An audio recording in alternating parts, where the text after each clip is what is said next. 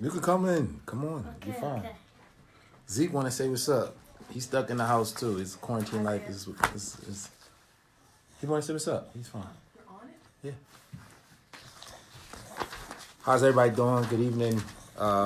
Getting ready to go live and give an update. I'm gonna give folks a couple minutes to log on. Zeke, you want to say anything? I just want to say this quarantine is bad. That's because he's doing more work than any other time. I'm gonna give folks a couple minutes to log on. Hope everybody's well. Hope everybody is staying good in the house, staying safe in the house, keeping themselves away from folks, staying busy, keeping your emotions high, your intellect high, your physiques high, because it's not exactly easy. But I'm gonna give folks a couple minutes to log on, and then I'm gonna get started. Last time folks said I started too soon, because I started exactly at 8. So I'm gonna give people a couple minutes. Give me a pen. Don't forget, if you have any questions, you can post your questions and comments and anything like that. I have my staff that's logged on both Instagram and Facebook, so they'll make sure that you get updates. So we're good to go. So yeah, y'all got to hear from Lil Zeke tonight. He normally don't come out, but he decided to say what's up. And you got the same shirt on as me too. We can't see you on here. I can't see you on that one. Why So you tell gotta be people weird? what you've been doing since you've been sitting in the house. What you been doing? I've been doing math, science, literacy, and reading. All that? Yes. What about the physical stuff? Oh, yeah. I've been doing art and PE. What's PE? Physical education, aerobics, basketball. Really? What else have you been doing? Why are you hiding? You make it look like I'm talking to myself. Do you want me to look like I'm talking to myself? No. That's not good. What else you been doing? That's it. Spanish. Yes. When are we doing that? Anything else? Where you at? What about board games? We've been playing Monopoly. What else? That's it? We been doing puzzles? Monopoly puzzles, yeah. We completed one of them. 2 of them. 2 of them. What else? Any good movies? You haven't even gotten into the movie world, have you? No. Well, we're going to be a little while, so maybe that's the next phase of things. Okay. All right. I'm going to get started. You got anything else you want to say? No. Okay. Bye. All right. Going to get started with the coronavirus update, just letting folks know what's going on. Again, I know it's difficult to stay informed, stay updated, but I'm going to try my best to give folks a good update as to what's going on in Philadelphia as well as across the state and the country. My son is trying to scare me. I don't know why you think that's going to work. But anyway, all right. So we have 93 new cases in the city of Philadelphia. And again, we can expect those numbers to continue to go up because we have increased our capability of testing. And so what we're hoping is, again, that we flatten the curve in Philly. We're hoping that that number doesn't drastically go up like we're seeing in other states across the country. And in order to do our part in that, our job, of course, is to stay home. That's why we're in a situation that we're in. A little later when we talk about federal stuff, we'll talk a little bit about why we're in the situation that we're in. But that's where we are in Philadelphia, 342 total cases. 175 out of the 342 total cases are 40 and under. Again, 175 out of the 342 cases are essentially people 40 and under, and that's something really important to consider because we really want to encourage people to stay home. We know that everybody's not taking it serious, but again, we're really asking people to stay home. The mayor at the press conference today that the mayor does every day at 1 o'clock. I think maybe once it was 2 o'clock, but for the most part, every day at 1 o'clock on a public access channel, the mayor basically talked about the fact that there has been a confirmed police officer as well as a confirmed firefighter as well as a confirmed social worker who have all tested positive for coronavirus. So that's something else to kind of consider. We want to make sure that we're keeping our first responders and our city employees, our healthcare workers, our social workers, all city employees that's out here on the ground level. First of all, thank you. We appreciate you, but we want to make sure that we protect those folks and we keep those folks safe. So that's really important. All right. Outside of that,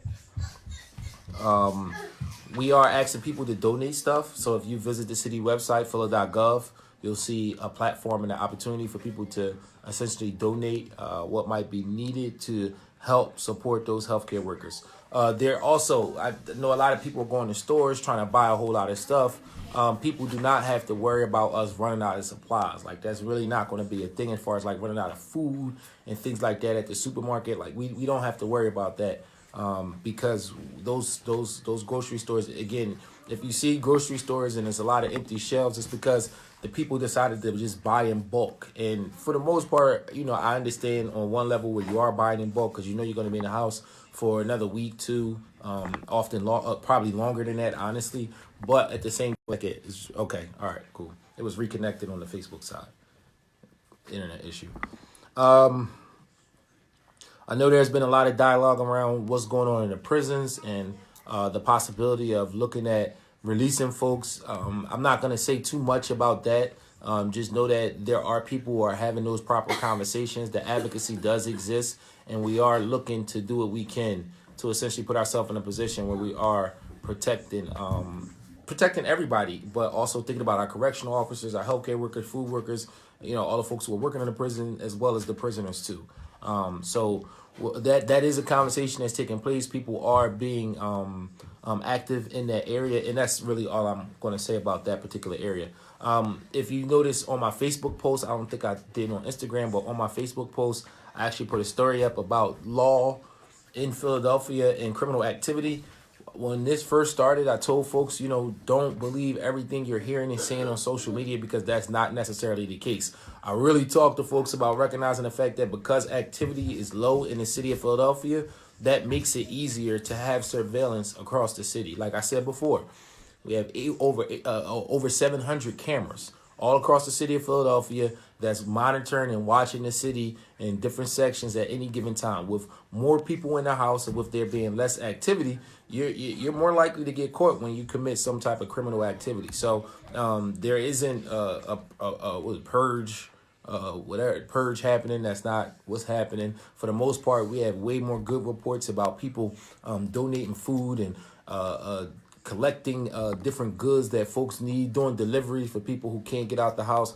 We've seen way more good stories than bad. So just want to throw that out there. And also, if folks didn't see, Commissioner Outlaw had a press conference, which is our police commissioner, to talk about this issue.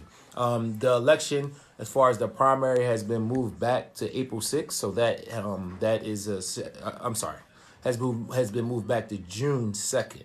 April 6th is the date that city government has essentially been moved back to as far as when we're looking at opening city government again. So city government target open date is April 6th. That's tentative, of course, following the guidelines of Governor Wolf. And the election has been moved back to June 2nd. With that being said, that's for the most part the quick summary of what's going on the city side. I want to move on to the state and federal side, but before I do that, I'm going to stop, take a couple minutes, and answer some questions. You got questions over there? Just one person asked about the additional funding that city is putting for rental assistance. So additional funding, I can't talk about any additional funding that the city is doing right now as far as, there's opportunities for people to apply to get support, specifically on the business side. Individual contributions to homes, we're looking at that third federal stimulus package to essentially accomplish that, and I'll be talking about that in a little bit. But outside of that, where we are right now is specifically us in Philadelphia. We are again waiting on that stimulus package to decide what everyday homeowners get. But as far as our negotiation through appropriations, we are in conversation with the mayor and council together, talking about what relief dollars can we offer in Philadelphia. So I'll just kind of leave it at that. Was there any other questions? I know the Facebook side has some comments. But somebody else asked about the seniors any in discussion high school. for seniors at high school? Problem? Yeah, I see that. So the school district has been doing a good job of taking the lead on initiatives related to schools, children, and young people.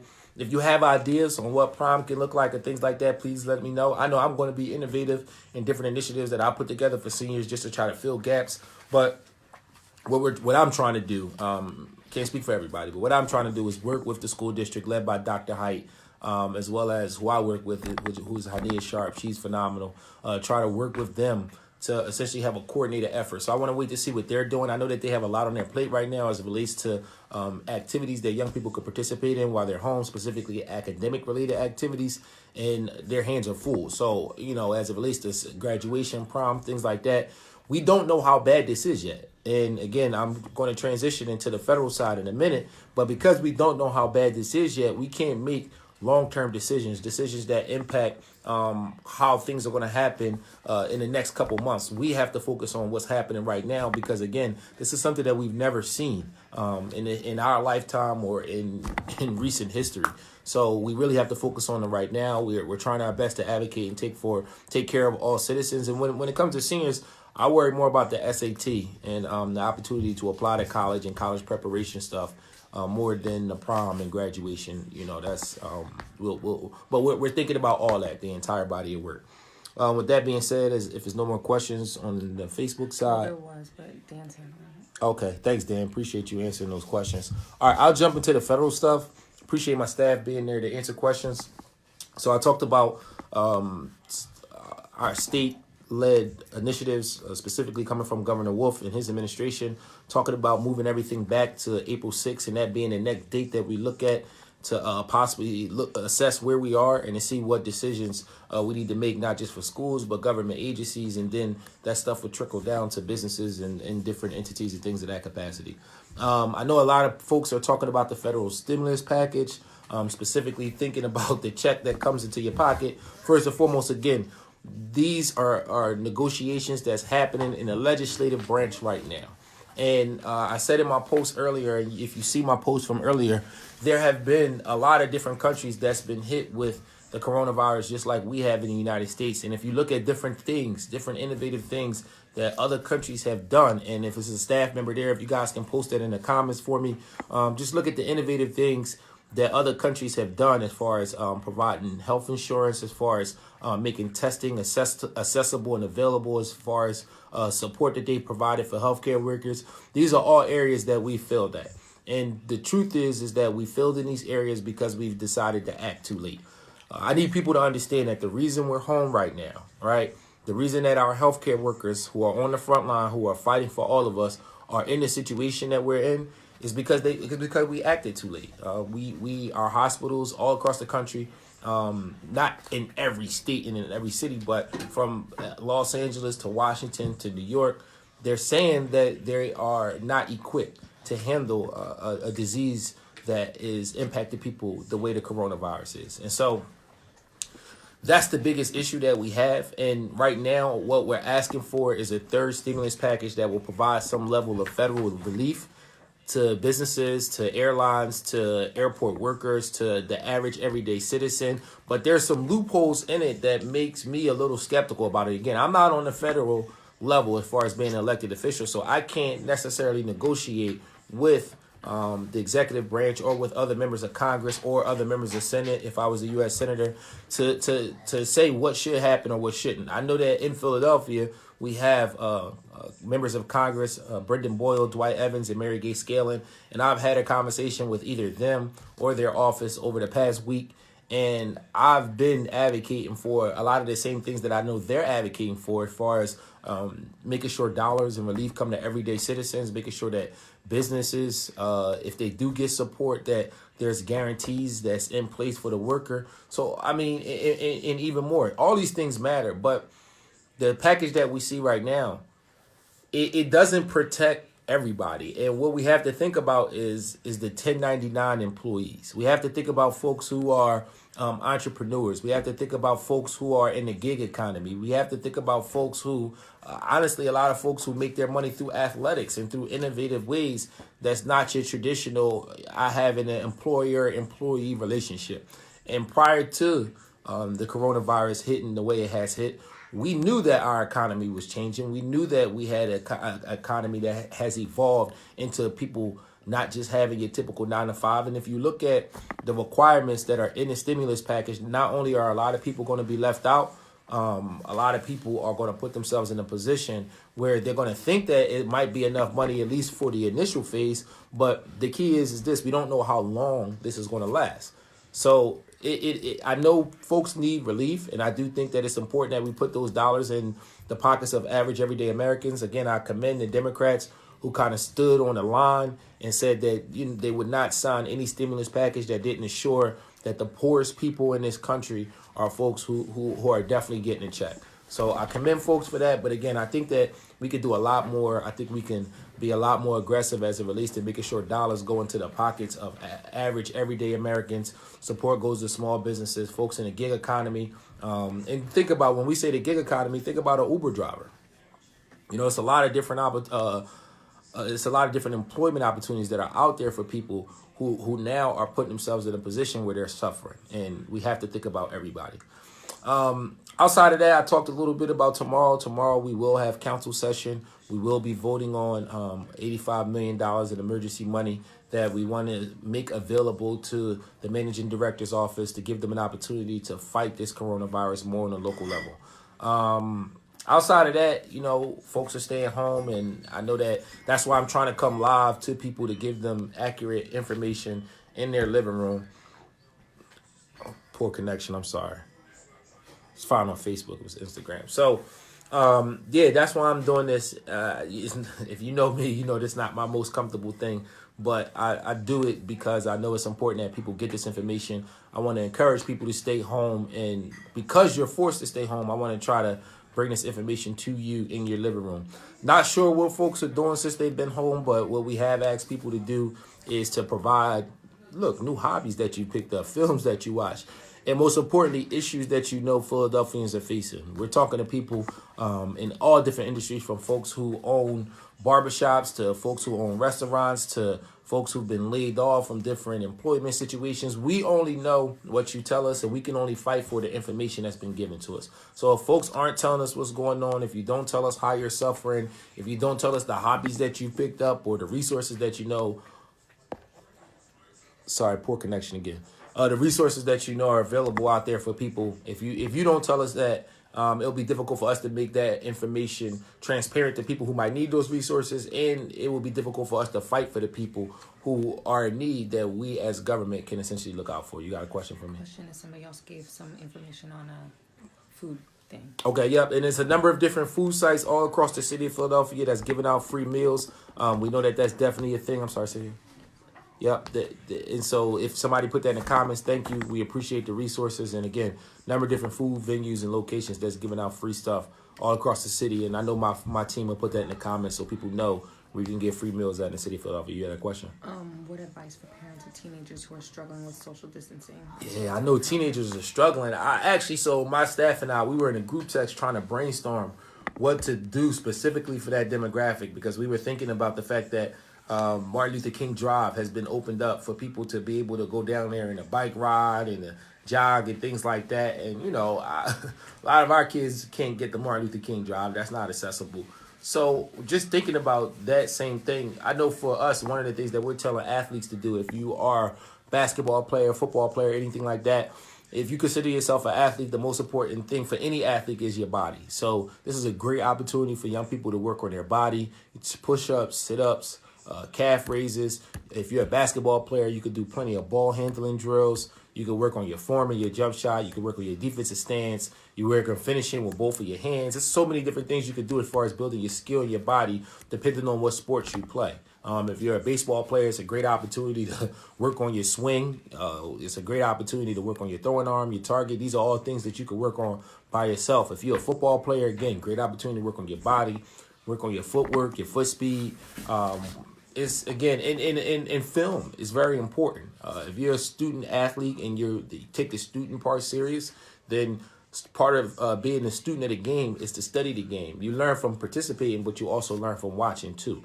And so film is something that we've been recommending for the student athletes because it's imperative that you stay sharp during this time. Outside of that, I know a lot of teenagers have been spending time on social media. not just Instagram, but with TikTok, Snapchat, all that stuff. And that's cool. I mean, the more ways we can encourage the young people to stay positive, to do so. I know a lot of them play video games. They play against each other online. They play a ton of games against each other online. In the traditional time, we might not tell them to do that, but now that they're doing it, we can't be mad. Anything that's done outdoors, just make sure it's social distancing. I know I wouldn't encourage my teenager to go outdoors by themselves because teens tend to think they're invincible. That's just part of that natural human growth and development stage of what it means to be a teenager. And their instincts, the way they socialize, they'll tend to probably interact with a peer or a colleague or a friend thinking that it's not that big of a deal. I do think it's important for the young people to go outside, participate in some physical activity, and normally we wouldn't monitor our teens, but with the type of this pandemic that we're facing, I think that it's important to monitor teens and to not just kind of let them do their own thing. So the physical activity is important. My team and I, we're brainstorming some ways that we can find some more play spaces for young people. But the difficult side, again, is when you do provide some type of play space to have some level of activity to assure that there's some social distancing, because we can't have folks spreading the virus and being too close to one another and putting themselves in a position where they're vulnerable and their family members once they go home. Because even if you don't show symptoms, you're a carrier. You can infect someone else who then essentially shows symptoms. And of course, we're seeing how deadly this virus can be. So outside of that, make sure you check in on your family and friends. If you got a lot of time to yourself, if you're by yourself, or even if you're not by yourself, you're still around the same people all the time.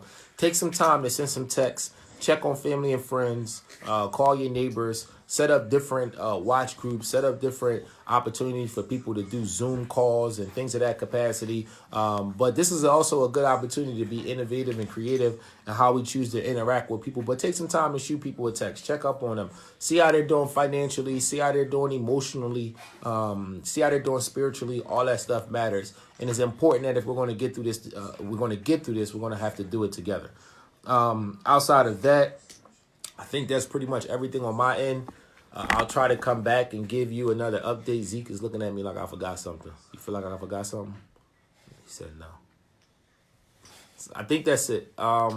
So I'll try to come back and give another update just so folks feel comfortable, folks know what's going on. But again, please stay home. If you are under 40, I challenge you to find someone else under 40 and encourage them to stay home too, because we're not seeing the level of social distancing that we want to see as it relates to when people are outside. And we're not seeing the level of folks taking the quarantine serious and the stay home order serious. I got a friend who lives out west and out on the West Coast, and he talks about how, folks are pretty much mandated to stay home. We don't want to get to the point where we're using city employees and we're putting people in a position where, we're absolutely mandating folks to stay home. But at the same time, we have to do our best to save lives. And hopefully it doesn't get to that point. I know that the administration doesn't want it to get to that point. I know us members of council don't want it to get to that point. And I know you citizens don't want to get to that point. And to be honest with you, we have way more good testimonies than bad. We get way more good news than bad. And Philadelphians all across the city is stepping up to help each other out, to provide resources and services and things for people who can't provide for themselves. So I did 30 minutes. Okay. So if there's anything else, please feel free to reach out to us. I will give folks, I'm not sure if I'm going to go live tomorrow, but I'll definitely give folks an update as to what happens, because we will have a city council meeting. We will be voting on $85 million that we are going to try to move to make available to help the city fight this coronavirus. $85 million, a lot of money, Zeke. Yeah. So, all right, that's it, folks. From my family to yours, KJ, you want to say bye? No, she doesn't. She said her hair. I'm struggling too. Right? Okay, difference. It is a difference. No, you're right. Zeke, you want to say bye? Yes. All right, Zeke's going to say bye. What about his hair? He's 7. Who cares? Stay out of the coronavirus. Bye. What does that mean? You got your hands all in your face. You should go wash your hair, Zeke. Get in your bag. All right, have a good night, folks. See you in a little bit.